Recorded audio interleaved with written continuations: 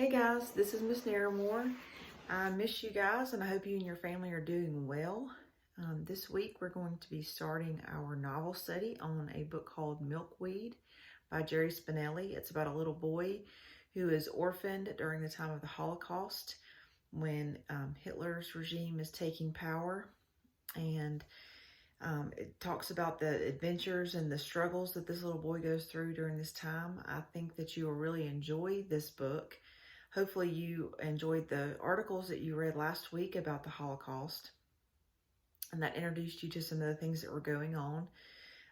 Last year, I know you had a study on World War II and the Holocaust and how Hitler's regime was capturing Jews and all the terrible things that happened to the Jewish people. So this book is about a little boy.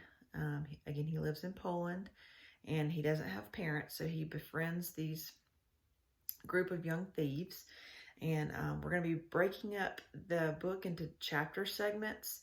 So each week I'll be reading a different set of chapter segments. I have posted the book on Google Classroom in a PDF format, so you can follow along with me as I read, or if you'd like to read it on your own, that's great. Either way. Also, there will be questions that go with each chapter that you will need to answer, so I would highly recommend to go ahead and read through those questions like we do in class. That way you know what you're listening for and you know what's the most important information that you should glean from each chapter. So again, I will be reading today starting in chapter 1, and I will read through chapter 8. You will make a copy of the question sheet in Google Classroom, and then you will be able to answer those questions and post them in Google Classroom. So we're going to start with chapter 1. So some of the chapters are very short. They're only like a couple of paragraphs long. So this book is set up a little bit differently. So again, I'll be starting in chapter 1. It's called Memory. So chapter 1, Memory. I'm running. That's the first thing I remember. Running. I carry something, my arm curled around it. It's hugging it to my chest. Bread, of course. Someone is chasing me. Stop, thief. I run. People. Shoulders. Shoes. Stop, thief. Sometimes it's a dream. Sometimes it's a memory in the middle of the day as I stir iced tea or wait for soup to heat. I never see who is chasing or calling me. I never stop long enough to eat the bread. When I awaken from dream or memory, my legs are tingling. Chapter 2, Summer. He was dragging me, running. He was much bigger. My feet skimmed over the ground. Sirens were screaming. His hair was red. We flew through streets and alleyways. There were thumping noises, like distant thunder. The people we bounced off didn't seem to notice us. The sirens were screaming like babies. At last, we plunged into a dark hole. You're lucky, he said. Soon it won't be ladies chasing you. It will be jackboots. Jackboots, I said. You'll see. I wondered who jackboots were. Were unfooted boots running along the streets? Okay, he said, hand it over. Hand over what? I said. He reached into my shirt and pulled out the loaf of bread. He broke it in half. He shoved one half at me and began to eat the other. You're lucky I didn't kill you, he said. That lady you took this from, I was just getting ready to snatch it for myself. I'm lucky, I said. He burped. You're quick. You took it before I even knew what happened. That lady was rich. Did you see the way she was dressed? She'll just buy 10 more. I ate my bread. More thumping sounds in the distance. What is that? I asked him. Jackboot artillery, he said. What's artillery? Big guns. Boom, boom. They're shelling the city. He stared at me. Who are you? I didn't understand the question. I'm Yuri, he said. What's your name? I gave him my name. Stop, thief. Chapter 3. He took me to meet the others. We were in a stable. The horses were there. Usually they would be out on the streets, but they were home now because the jackboots were booming in the city, and it was too dangerous for horses. We sat in a stall near the legs of a sad-faced gray. The horse pooped. Two of the kids got up and went up to the next stall, another horse. A moment later came the sound of water splashing on straw. The two came back. One of them said, I'll take the poop. Where did you find him?" said the boy, smoking a cigarette. "Down by the river," said Yuri. "He snatched a loaf of bread from a rich lady coming out of the bread box." Another boy said, Why didn't you just snatch it from him?" This one was smoking a cigar as long as his face. Yuri looked at me. "I don't know. He's a runt," someone said. "Look at him." "Stand up," said someone else. I looked at Yuri. Yuri flicked his finger, so I stood. "Go there," said someone. I felt a foot on my back pushing me toward the horse. "See," said the cigar smoker, "he doesn't even come halfway up the horse's dumper." A voice behind me squawked. The horse could dump a new hat on him. Everyone, even Yuri, howled with laughter. Explosions went off beyond the walls. The boys who were not smoking were eating. In the corner of the stable was a pile as tall as me. There was bread in all shapes and sausages of all lengths and colors and fruits and candies, but only half of it was food. All sorts of other things glittered in the pile. I saw witches and combs and ladies' lipsticks and eyeglasses. I saw the thin, flat face of a fox peering out. "What's his name?" said someone. Yuri nodded at me. "Tell them your name." "Stop thief," I said. Someone crowed, "It speaks!" Smoke burst from mouths as boys laughed. One boy did not laugh. He carried a cigarette behind each ear. "I think he's cuckoo." Another boy got up and came over to me. He leaned down. He sniffed. He pinched his nose. "He smells." He blew smoke into my face. "Look," someone called. "Even the smoke can't stand him. It's turning green." They laughed. The smoke blower backed off. "So, Stop Thief, are you a smelly cuckoo?" I didn't know what to say. "He's stupid," said the unlaughing boy. "He'll just get us in trouble." "He's quick," said Yuri, "and he's little." "He's a runt." "Runt is good," said Yuri. "Are you a Jew?" said the boy in my face. "I don't know," I said. He kicked my foot.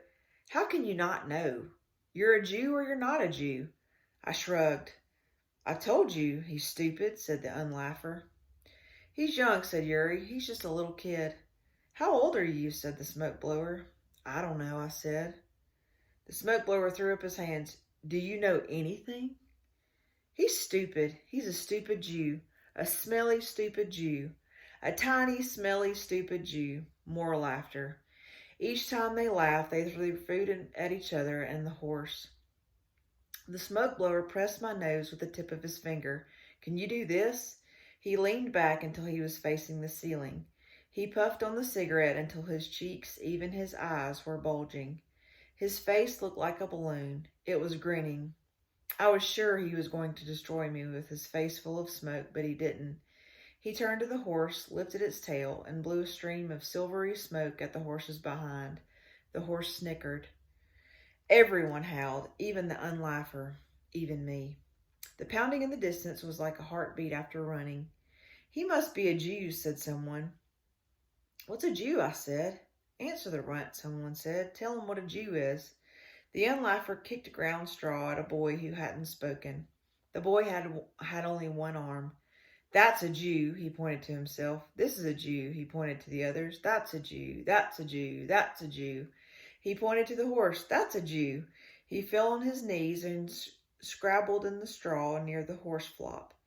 He found something. He held it out to me. It was a small brown insect. "This is a Jew. Look, look," he startled me. "A Jew is an animal. A Jew is a bug. A Jew is less than a bug." He threw the insect into the flop. "A Jew is that." Others cheered and clapped. "Yeah, yeah, I'm a horse turd. I'm a goose turd." A boy pointed at me. "He's a Jew, all right. Look at him. He's a Jew if I ever saw one." "Yeah, he's in it for all right." I looked at the boy who spoke. He was munching on a sausage. "What am I in for?" I said. He snorted. "Strawberry babka." "We're all in for it," said someone else. "We're in for it for good." "Speak for yourself," said the unlaugher. He came and stood before me. He reached down and fingered the yellow stone hung around my neck on a string. "What's this?" he said. "I don't know," I said. "Where'd you get it?"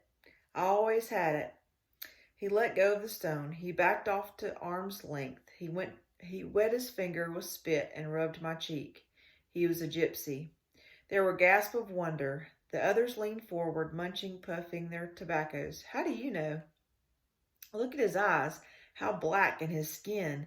And he flicked the yellow stone. The smoke blower said, You're a gypsy, ain't you? It sounded familiar. I had heard the word before, around me, in a room, near a wagon. I nodded. Get him out of here, said the sausage monkey. We don't need gypsies. They're dirt. The smoke blower laughed. Look who's talking. The one-armed boy spoke for the first time. Next to Jews, they hate gypsies the most. There's a difference, said another. Everybody doesn't hate the gypsies, but there's nobody that doesn't hate us. Nobody is hated close to us. They even hate us in Washington, America. Because we boil babies and eat them for matzoi, someone growled scarily. Everyone laughed and threw food. We drink people's blood. We suck their brains out through their noses with a straw. Even cannibals hate us. Even monkeys hate us. Even cockroaches hate us. Words and laughter and bread and sausages flew through the tobacco smoke and the horses' legs. Hands reached for the pile. Golden bracelets flew and jars of jam and tiny painted animals and fountain pens. The flanks of the horses flickered as if they were pelted. A white and purple glass fish bounced off my forehead. The fox fur flew. One boy paraded wearing it about his shoulders, kissing its snout. And then the stableman was coming and shouting, and we were running. And outside we scattered like cockroaches, and I ran with Yuri, and the thumping explosions were louder, and the clouds in the sky were brown and black. We ran through the streets and alleyways to the back of a small brick building. Yuri threw open a wooden latch, and we plunged into a dark, cool cellar. Yuri pulled down the hatch, snipping off the daylight, and he flipped a switch, and a bare light bulb burned among the cobwebs in the ceiling. Yuri pointed upward. It's a barber shop. The barber went. He left everything. I'll show you tomorrow. The cellar was a home. Carpets covered the floor. There was a bed and a chair and a radio and a chest of drawers, even an icebox. Today you'll sleep on the floor, he said. Tomorrow I'll give you a bed. The explosions stopped, or maybe I couldn't hear them anymore. We ate bread and jam and slices of salty meat. I said, What am I in for? He did not look at me. You heard. Strawberry babka, eat. Chapter 4. When I woke the next morning, Yuri was gone. He returned dragging a mattress. It was small, about the half the size of his, but plenty big enough for me. I lay down on it. He jerked me to my feet and snapped, Not yet. He hauled me outside. We walked down the shopping district where the big stores were, except some of them were not so big now. The bombardment had left crumbles of brick. Looking down the street, I saw spaces where stores should be, like broken teeth. We went behind the stores to alleyways of truck and trash bins and staring cats. Yuri said, Wait here. He disappeared into a maze of air shafts and fire escapes and doors, and when he came out of his arms were loaded with clothes. For you, he said. I reached. Don't touch. Follow me. He led me to a bombed-out building, nothing but back walls standing. We climbed over a jumble of bricks and splintered wood and twisted pipe. Watch the glass, he said.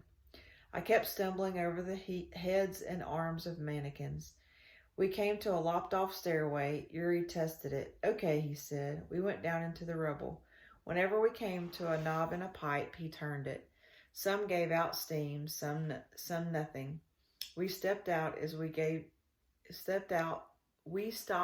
one that gave water. Take those rags off, he said. I took off my clothes. He laid down the new ones and went rooting through the rubble. He returned with a mannequin's leg and a scrub brush. He filled the leg with water. I'm not thirsty, I said. He dumped the water over me. He began to scrub me with the brush. At first, it felt wonderful, then it didn't. Leg after leg of water he poured over me. After the scrub brush got down to the soles of my feet, he started again on my face. He grunted as he scrubbed. I squirmed. I cried out. He was scrubbing my skin off. At last he stopped. Baby, he said. He dried me with a shirt. I screamed in pain from the rubbing. He patted me dry. He glared at me. Did you ever have a bath? I stared at him. Didn't think so. Then he dressed me in a clean shirt and 2 big pants. People gave us looks as we climbed out of the rubble and onto the sidewalk. By the time we were halfway home, I was feeling terrific. I felt new. I felt the air, the sun on my skin. Yuri brought his nose to my neck and sniffed. He nodded. Back in the cellar, we ate sugar cookies and jars of plums and syrup. Then he led me upstairs to the barber shop. I had never been in a barber shop. He was right. The barber had left everything. Rows of colored liquid, green, red, blue, lined the shelf beneath a great mirror. You never had a haircut, did you? He said. No, I said. Have a seat. I climbed into the red padded chair. He spun me around till I got dizzy. He pumped a lever and I rose higher. He shook out a large cloth and draped it over me. From a glass canister, he pulled a comb and scissors, and he began combing and snipping. Soon my hair was like fur. All right, he said. Which one? Which one? I echoed. He pointed to the bottles. I did not understand why I should be offered a drink after having my hair cut, but I didn't argue. I leaned over to never turned down food. I pointed to the blue. That one. To my surprise, he did not drink, but instead poured the blue liquid over my head. He shuffled his fingers through my hair and combed it. It became wet and shiny. Outside, people hurried this way and that. Many carried shovels. Are they going to a farm? I said. They're digging trenches to stop tanks, he said. What's a tank? You'll see. Soldiers marched and ran and blew whistles. People carried large fat bags. They must have been heavy, for one person could carry one at a time. Over his shoulders, if you had a wheelbarrow, you could take 3. What's in the bags? I said. Sand, he said. I found out where the bags of sand went. I saw them stacked in front of machine guns, in doorways and on roofs and on the ends of streets. We hopped in a streetcar as it rattled down the tracks. We found footholds on the outside and clung to the window post. The wind blew through my hair. Passengers frowned at us. Get off, they said. Look, said Yuri. A boy was running along the sidewalk at the same speed as us. It was the boy who blew smoke into my face. His arms were wrapped around a lamp of pure white glass and in the shape of a naked woman. The lampshade fell off, but he kept running, weaving in and out of the sidewalk people. I looked behind him. A man was chasing him, shouting, Stop him! Yuri swung out from the side of a streetcar like a gate. He waved, Hey, Kuba! Kuba looked over and he ran, Hey, Yuri! It was the same someone who had stuck a foot out and tripped him. Kuba went sprawling, and the pure white woman shattered on the sidewalk. Get him, someone yelled, and the sidewalk people converged on Kuba. They won't get him, Yuri said. As the streetcar rattled on the tracks, I saw someone swing a leg out and kick, and then Kuba was popping from the crowd and racing across the street. And the people hurled curses and laughter after him. Yuri shook his head grimly. Stupid, stupid. They take everything, just to take it. He looked at me, and the streetcar clanged above us. Take only what you need, you hear? He pinched my nose until my eyes watered. I howled. Yes! For a moment the passengers had forgotten us, and they stared out excitement at the sidewalk. Now they remembered us. A man in a silver necktie snarled, Go! Get off! A little boy stuck out his tongue, and then a woman in a fox fur came down the aisle and reached over the seats and drew down the window on Yuri's hands. I screamed, but Yuri didn't. The fox's eyes were like little black marbles. The lady reached over us to bring down my window too, but she stopped because there was a loud sound, and it wasn't the clang of the streetcar. It was sirens. Ahead of us, a shop exploded in a gush of flame. People screamed. The streetcar gasped and jerked to a halt. Within moments it was empty. Even the driver was gone, running with the crowds in the streets. And then the streets were empty. A strange music filled the air, the siren's wail and the thump of the exploding shells. I pulled someone into my streetcar. I opened the window that clamped Yuri's fingers. He fell into the ground and a moment appeared at the door. He threw his hands in the air and cheered, Finally! I thought he was celebrating the release of his fingers, but it was something else. I always wanted to drive one of those. He sat in the driver's seat. He stared at the controls. He pushed one thing, pulled another. The streetcar jerked into movement, and we were heading down the tracks. What a ride! Yuri turned the steering stick this way and that. He learned how to make it go faster, then faster, and the streetcar screamed along with us through the deserted city. Smoke rose beyond the rooftops as if giant puffing cigars. He showed me where to pull the clanger, and I pulled and pulled, and the clang joined the music of the bombardment. At last we came to a loop where the streetcar was meant to turn around, but Yuri did not slow down, and the streetcar leaped from the tracks, and it was like riding a house into other houses. We smashed into a restaurant, plowed through a field of red tablecloths in the kitchen with ear-ripping clatter, and still there were no people and no one to yell, "Stop, stop!" Sauerkraut splattered across the windshield as we came to a halt against the ovens. By now the streetcar was on its side and we were hanging from our places. Yuri was howling like a wolf, and even as the oven chimney pipes toppled like trees, I laughed and pulled the clanger rope. I'm going to stop there. So we're going to do chapters 1 through 4 on this video, and then the next video will be chapters 5 through 8.